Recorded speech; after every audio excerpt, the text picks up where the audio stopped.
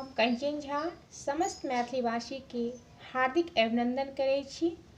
और संगे छठ के अग्रिम शुभकामना अपने सबके दै छी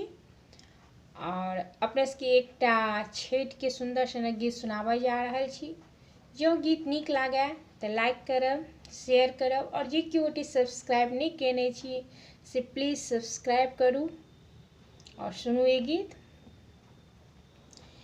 हाथे सटकुनिया हो दीनानाथ, पैर पहिरी खड़ाम, पैर पहिरी खड़ाम, कान्हा जनुआ हो दीनानाथ, चली भेला मंदिर ओर, चली भेला मंदिर ओर, गोबरिया ना गेली हो दीनानाथ, गेलियै गाय के बथान, गेलियै गाय के बथान, गायक चरबहबा हो दीनानाथ, मोर लेल लुलुआय, मोर लेल लुलुआय, दूर रह दुर्गे बझनिया, मोर गाय बाझिन है, मोर गाय बाझिन है, ओत साजेलियै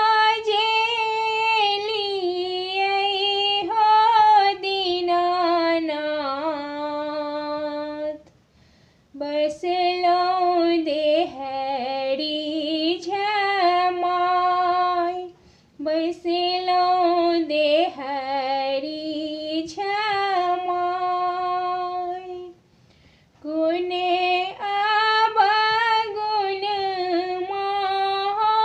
दीनानाथ, बाझिन पड़ल मोर नाम, बाझिन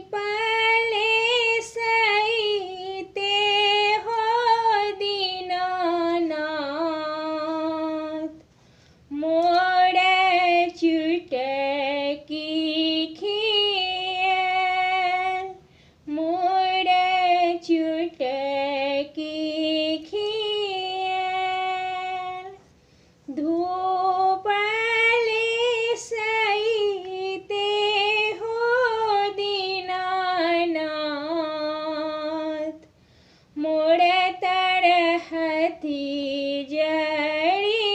गेल, मोर तरहती जड़ी गेल। सासु मारी ठुने काहो दीनानाथ, ननदी पढ़े